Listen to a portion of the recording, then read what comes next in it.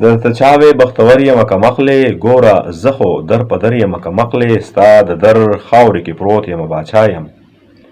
ستا د در خاورو کې پروت یم باچا یم، عاجزۍ کې هم افسر یم که مخلې، که حالاتو لږ شان پرېښودمه ساته، که حالاتو لږ شان پرېښودمه ساته، زه د نوي ژوند سحر یم که مخلې، ستا د لاس بنګړی خو نه یم چې به مات شم. ستا د لاس بنګړی خو نه یم چې به مات شم، زه په شان لکه د غر یم که مخلې، او ما نه پس به ستا د خیال ساتلو څوکي، ما نه پس به ستا د خیال ساتلو څوکي، ویښ له دې غمه اکثر یم که مخلې.